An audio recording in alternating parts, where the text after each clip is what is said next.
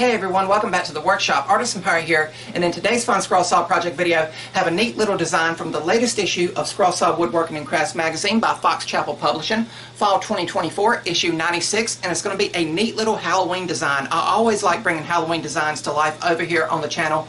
You guys know it's my favorite season for the spooky vibes and getting to dress up and put smiles on faces. We've already done one of the projects from this amazing issue of the great magazine, and today's project and design begins on page 39, and there you see a representation of the design we're going to be doing.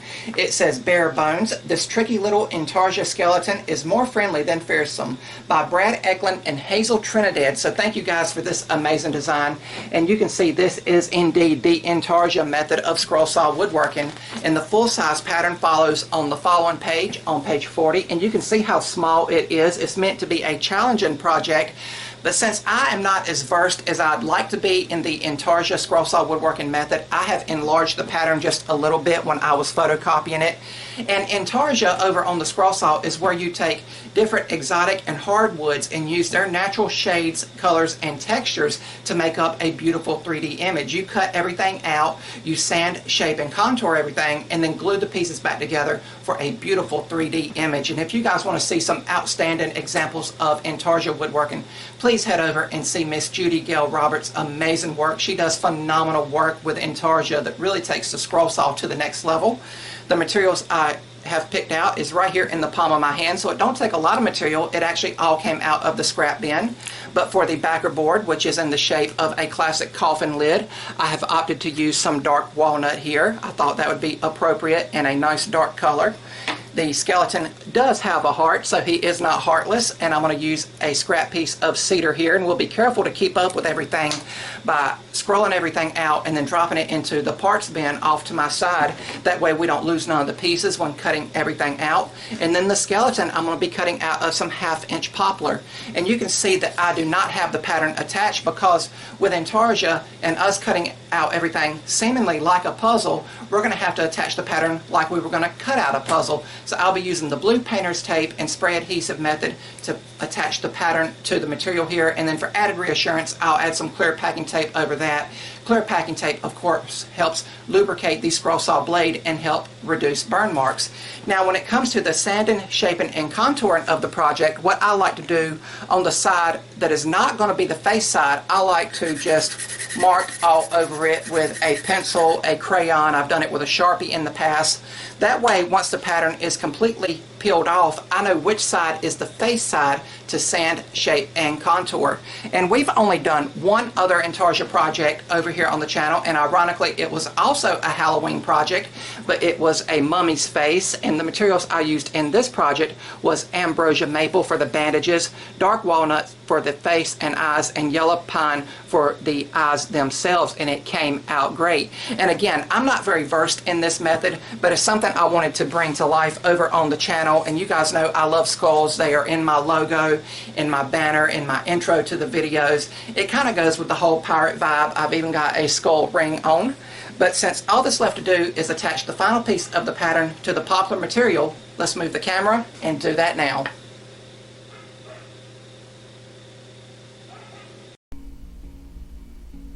And over here on the workbench, we're going to put some blue painter's tape on our 1/2 inch poplar and use some spray adhesive to attach the skeleton pattern.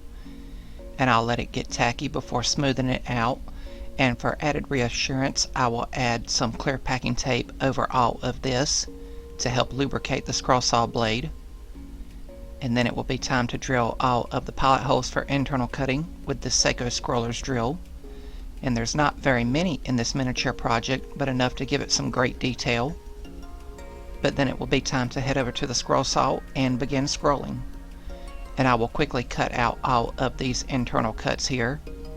And for all of the scrolling on this project from start to finish, I will be using a number 5 Ultra reverse tooth blade, and it will cut through all the thicknesses of the material in today's video exceptionally well with minimal chip out. Again, when I seen this miniature skeleton design, I knew I would have to cut it out because it not only works for Halloween and the spooky months, it also works for pirates everywhere. If you guys would like to try this pattern is available in the latest issue of Scroll Saw Woodworking and Crafts magazine by Fox Chapel Publishing, their Fall 2024 issue. And now I am cutting out that thin walnut backer board in the shape of the old school coffin, and then I will slowly release the skeleton itself from the 1/2-inch poplar here. And I am taking my time and letting the blade do the work, and I am being as loyal as I can be to the cut line. If you guys like what you're seeing, I would highly encourage you to subscribe to my channel and also follow me across all my social media feeds under the Artisan Pirate name. I'd really appreciate the support. And you guys seen me put some blue painter's tape there on the scroll saw table to help mask off the hole where the scroll saw blade goes through. That way none of these small parts we are cutting out here, such as that very small heart we already have cut out of cedar, will not fall through that hole and get lost. The blue painter's tape will not leave any kind of residue on the scroll saw table once I am done scrolling.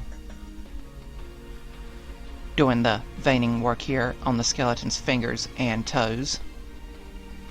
And these are just nice visual lines you use over on the scroll saw to add great details to projects. And then I'm slowly releasing the individual pieces. And please keep in mind that the closer you get to finishing the project, the smaller the piece is to hold, so just be very careful with your fingers. But after all of the scroll saw work is done, it doesn't take long at all. It will be time to remove and peel off all of the patterns. And I'm using a sharp X-Acto knife here to help me along. And as I set everything on the backer board, I get my very first visual of how the project is going to look once it's completed. But now it will be time for lots and lots of sanding. And I will use a high grit Klingspor Woodworking Shop sandpaper sheet in this palm sander here I have, and I will sand everything by hand here with that high grit sandpaper. And then it will be time to get out my Marathon rotary tool by Bearwood Supply that Sterling Davis gave me, and I can begin sanding, shaping, and contouring all of the pieces of the skeleton. And one thing I really love about the Intarsia process here is that you can sand as much or as little as you want to on any given project. It all depends on how you see the project visually in your mind's eye. But I will sand everything here, giving everything a nice rounded appearance and trying to make it look to the best of my abilities like miniature bones. But once that is done, we can begin doing some high grit sanding, and I'm using a Klingspor sanding sponge here, getting into all of those little nooks and crannies, sanding everything. And I will get all of the individual pieces sanded here. And then we can finally begin to prep for finishing. Now I like to use medium grade CA glue and activator, but for this project and me needing a little bit more time, I'm going to use Gorilla wood glue. It dries clear and it has never let me down, but it will allow me a little bit more time to make sure all of the pieces are arranged in the proper manner that I want them to be arranged in. And the glue will dry in around an hour's time after I have everything in place. But just taking my time here putting everything together, as well as that small cedar heart on the top piece there. But after it had dried, I took a tack cloth and really squished it down into the nooks and crannies to get any of that caked in sawdust out. And then I was ready to apply a finish. And for finishing, I used several coats of Rust-Oleum clear gloss. And after it dried, the project was complete. And it really made the grain textures pop on this project.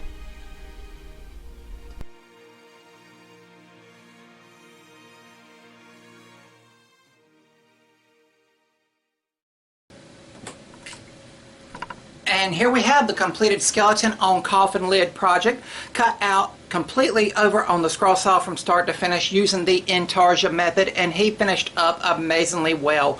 Really, really cool. You can easily tell what this unique Halloween design is. Thank you once again to Brad and Hazel for the amazing pattern from the latest issue of Scroll Saw Woodworking and Crafts magazine by Fox Chapel Publishing.